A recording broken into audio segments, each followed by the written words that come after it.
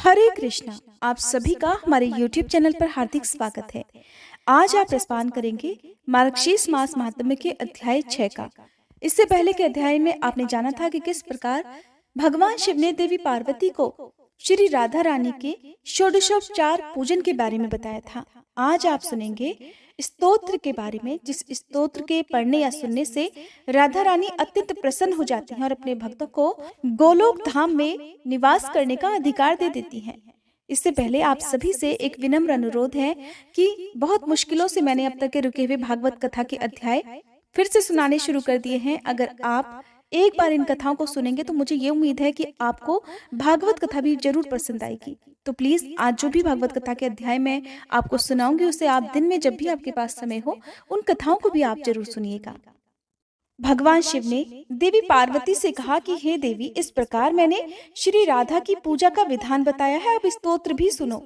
एक बार श्री राधा जी मान करके श्री कृष्ण के समीप से, उनके पास से ही अंतर्ध्यान हो गई।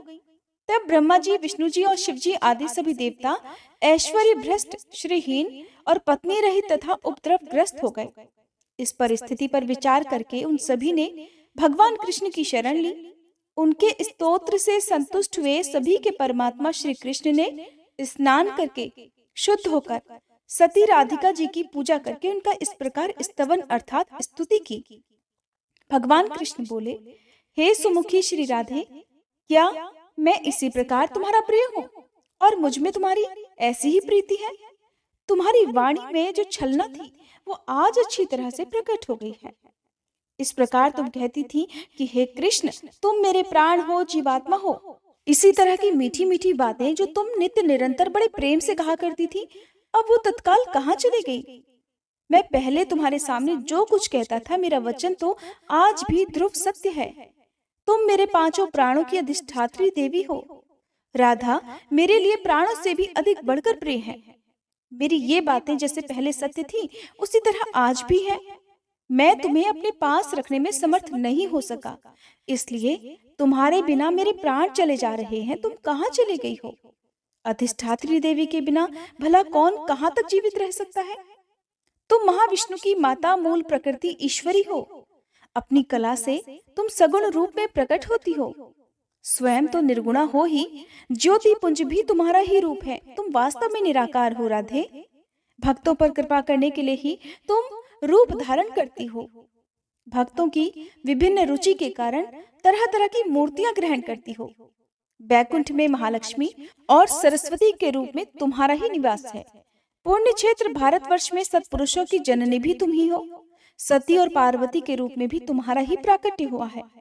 तुम ही पुण्य रूपा तुलसी और भुवन पावनी गंगा भी हो। ब्रह्मलोक में सावित्री के रूप में तुम ही रहती हो। तुम अपनी कला से वसुंधरा हुई हो। गोलोक में तुम ही समस्त गोपालों की अधीश्वरी राधा भी हो। राधे, तुम्हारे बिना तो मैं निर्जीव हूँ, किसी भी कर्म को करने में समर्थ नहीं हूँ।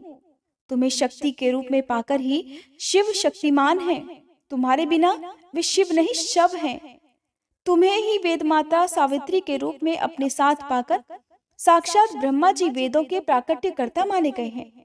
तुम लक्ष्मी जी का सहयोग मिलने से ही जगत पालक नारायण जगत का पालन किया करते हैं।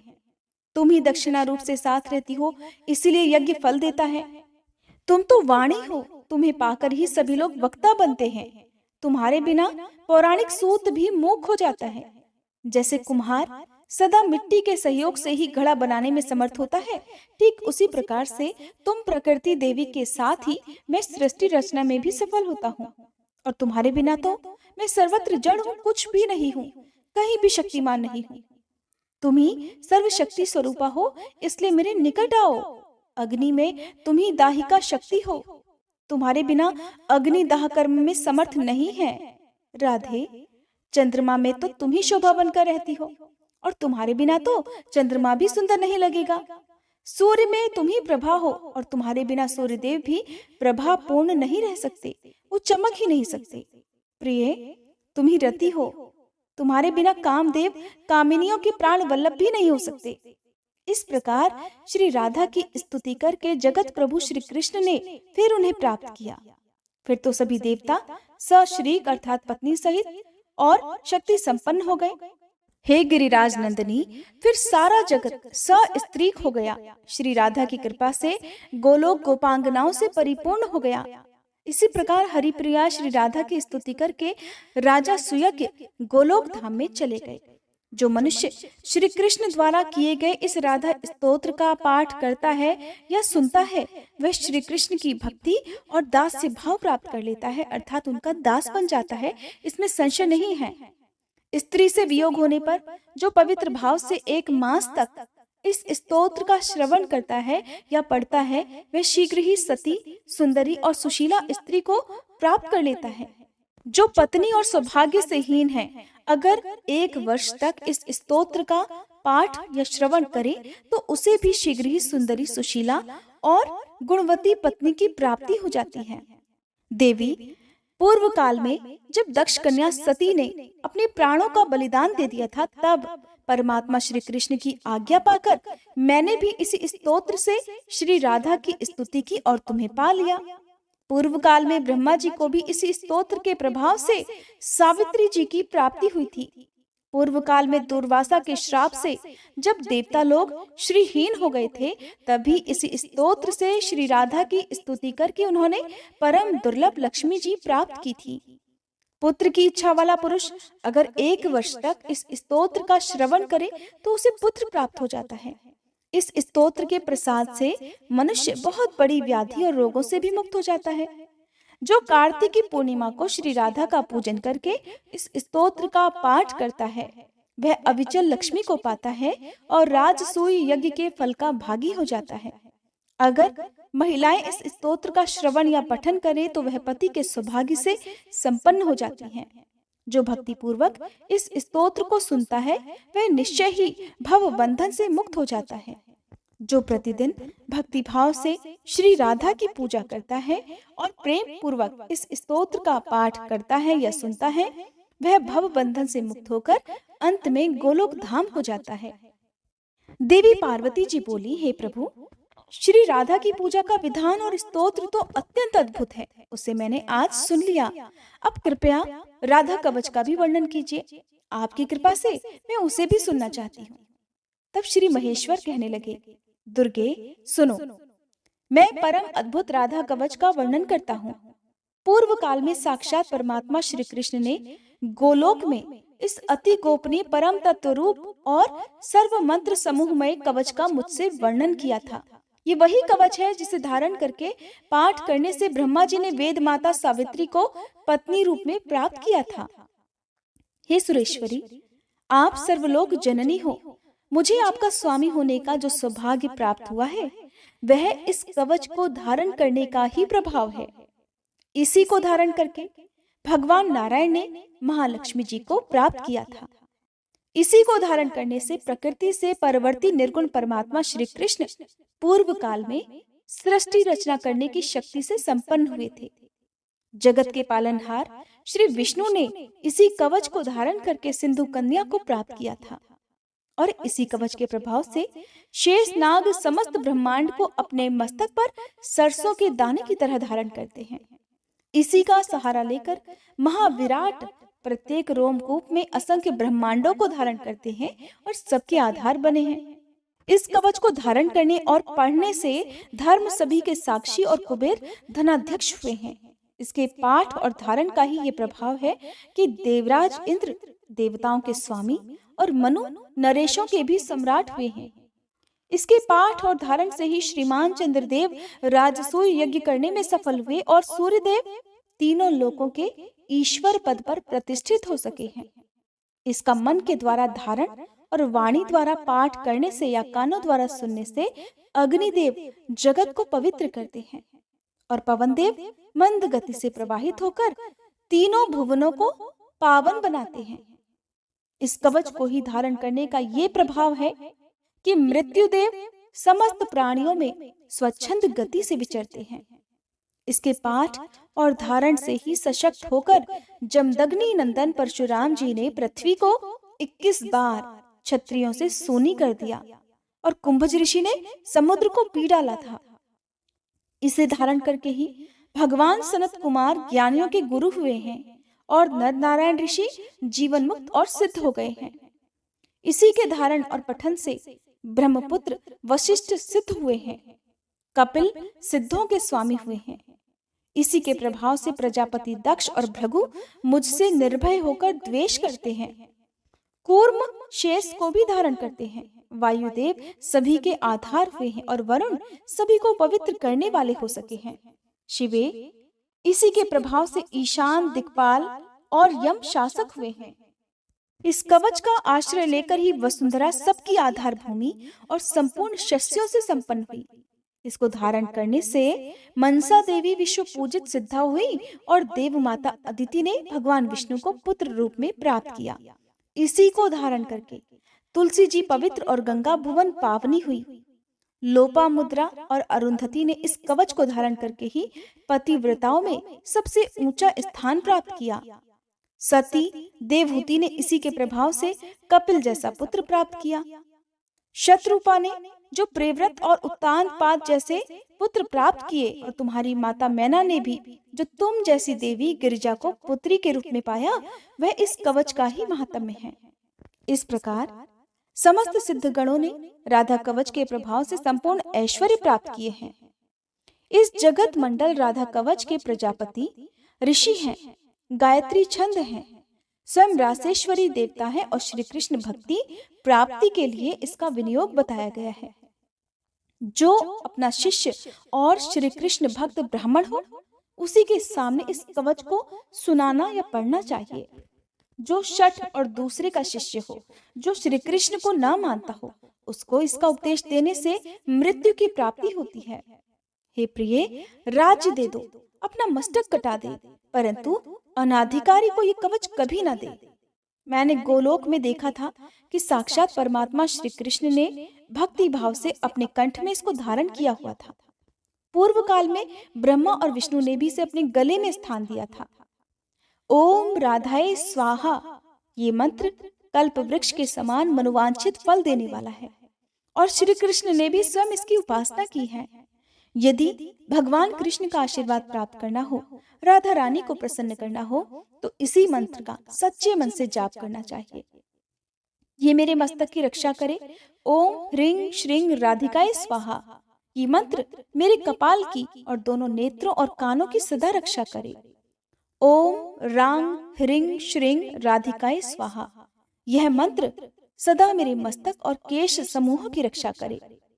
ओम रांग राधाय स्वाहा ये सर्व सिद्धिदायक मंत्र मेरे कपोल, नासिका और मुख की रक्षा करे। ओम क्लीं श्रीं कृष्ण प्रियाय नमः ये मंत्र मेरे कंठ की रक्षा करे। ओम रांग रासेश्वराय नमः यह मंत्र मेरे कंधे की रक्षा करे। ओम रांग रास विलासिन्याय स्वाहा ये मंत्र मेरे पृष्ठ भाग की सदा रक्षा करे। ओम वृंदावन विलासिन्याय स्वाहा ये मंत्र पक्ष स्थल की सदा रक्षा करे। ओम तुलसी वन वासिन्याय स्वाहा ये मंत्र नितंब की रक्षा करे। ओम कृष्ण प्राणाधिकाय स्वाहा ये मंत्र दोनों चरणों और संपूर्ण अंगों की सदा सब ओर से रक्षा करे। राधा पूर्व दिशा में मेरी रक्षा करे। कृष्ण प्रिया अग्निकोण में मेरा पालन करे। रासेश्वरी दक्षिण दिशा में मेरी रक्षा का भार संभाले।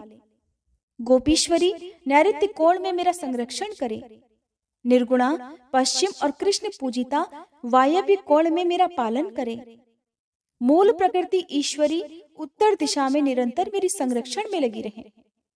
सर्व पूजिता सर्वेश्वरी सदा ईशान कोण में मेरी रक्षा करे। महाविष्णु जननी जल स्थल आकाश स्वप्न और जागरण में सदा सब ओर से मेरी रक्षा करे। हे दुर्गे, यह परम उत्तम श्री जगन मंगल कवच मैंने तुमसे कहा है। यह गूढ़ से भी परम गूढ़तर तत्व है और इसका उपदेश हर किसी को नहीं देना चाहिए। मैंने तो तुम्हारे स्नेहवश इसका वर्णन किया है। किसी भी अनाधिकारी के सामने इसका प्रवचन नहीं देना चाहिए। जो वस्त्र आभूषण और चंदन से गुरु की विधिवत पूजा करके इस कवच को कंठ या दाहिनी बाह में धारण करता है, वह भगवान विष्णु के समान तेजस्वी हो जाता है। 100 लाख जप करने पर यह कवच सिद्ध हो जाता है। अगर किसी को यह कवच सिद्ध हो जाए तो वह आग से नहीं जलता। दुर्गे, पूर्व काल में इसी कवच को धारण करने से ही राजा दुर्योधन ने जल और अग्नि का स्तंभन करने में निश्चित रूप से दक्षता प्राप्त की थी। मैंने पहले पुष्कर तीर्थ में सूर्य ग्रहण के अवसर पर सनत कुमार को इस कवच का उपदेश दिया था। सनत कुमार ने मेरु पर्वत पर सांदीपनी मुनि को यह कवच प्रदान किया। सांदीपनी जी ने बलराम जी को और बलराम जी ने दुर्योधन को इसका उपदेश दिया था। इस कवच के प्रसाद से मनुष्य जीवन मुक्त हो सकता है। जो राधा मंत्र का उपासक होकर प्रतिदिन इस कवच का भक्ति भाव से पाठ करता है, वह विष्णु तुल्य तेजस्वी होता है और राजसूय यज्ञ का फल प्राप्त कर लेता है। संपूर्ण तीर्थों में स्नान, सभी प्रकार का दान, संपूर्ण व्रतों में उपवास, पृथ्वी की परिक्रमा, समस्त यज्ञों की दीक्षा का ग्रहण, सदा सत्य की रक्षा, नित्य प्रति श्री कृष्ण की सेवा, श्री कृष्ण नैवेद्य का भक्षण और चारों वेदों का पाठ करने पर मनुष्य जिस फल को प्राप्त करता है, उसे निश्चय ही वह एकमात्र इस कवच के पाठ करने से प्राप्त कर लेता है। राजद्वार पर, शमशान भूमि में, सिंहों और व्याघ्र से भरे हुए वन में, दावानल में, विशेष संकट के अवसर पर, डाकुओं और चोरों से भय प्राप्त होने पर, जेल जाने पर, विपत्ति में पड़ जाने पर, भयंकर और अटूट बंधन में बंधने पर और रोगों से ग्रसित होने पर अगर मनुष्य श्रद्धा पूर्वक इस कवच को धारण कर ले तो वह निश्चय ही समस्त दुखों से दूर हो जाता है। हे दुर्गे, हे महेश्वरी, ये तुम्हारा ही कवच मैंने तुमसे कहा है। तुम ही सर्वरूपा माया हो और छल से मुझसे इसी विषय में पूछ रही हो। श्री नारायण कहते हैं, हे नारद, इस प्रकार राधिका जी की कथा कहकर बारंबार माधव का स्मरण करके भगवान शंकर के संपूर्ण अंगों में रोमांच हुआ। प्रेम से उनके नेत्रों से आंसुओं की धारा बहने लगी। श्री कृष्ण के समान तो कोई देवता नहीं है, गंगा जैसी दूसरी नदी नहीं है, पुष्कर के समान कोई तीर्थ नहीं है और ब्राह्मण से बढ़कर कोई वर्ण नहीं है। हे नारद, जैसे परमाणु से बढ़कर सूक्ष्म, महाविष्णु से बढ़कर महान और आकाश से अधिक विस्तृत दूसरी कोई वस्तु नहीं है, ठीक उसी प्रकार वैष्णव से बढ़कर ज्ञानी और भगवान शंकर से बढ़कर कोई योगेंद्र नहीं है। देवर्षि, उन्होंने ही काम, क्रोध, लोभ और मोह पर विजय प्राप्त की है। भगवान शिव सोते जागते हर समय श्री कृष्ण के ध्यान में लीन रहते हैं। जैसे कृष्ण हैं वैसे शिव हैं। श्री कृष्ण और शिव में भी कोई भेद नहीं है। वत्स, जैसे वैष्णवों में शंभु और देवताओं में माधव श्रेष्ठ है, उसी प्रकार कवचों में यह जगन मंगल राधा कवच सर्वोत्तम है। शिवा का शी यह मंगलवाचक है और वह कारका अर्थात दाता है। जो मंगल दाता है वही शिव कहा गया है। जो विश्व के मनुष्यों का सदा शंग अर्थात कल्याण करते हैं, वे ही शंकर हैं। कल्याण का तात्पर्य यहाँ मोक्ष से है। ब्रह्मादि देवता और वेदवादी मुनि ये महान कहे गए हैं। उन महान पुरुषों के जो देवता है उन्हें महादेव कहते हैं। संपूर्ण विश्व में पूजित मूल प्रकृति ईश्वरी को महती देवी कहा गया है। उस महादेवी के द्वारा पूजित देवता का नाम महादेव है।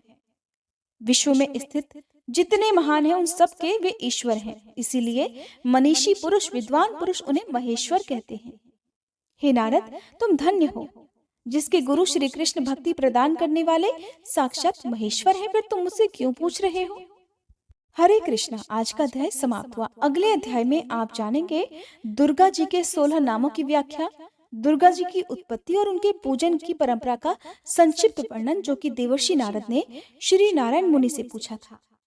उम्मीद करती हूँ हर बार की तरह आज की कथा भी आपको पसंद आई होगी। वीडियो अच्छी लगी हो तो वीडियो को लाइक करना मत भूलिएगा।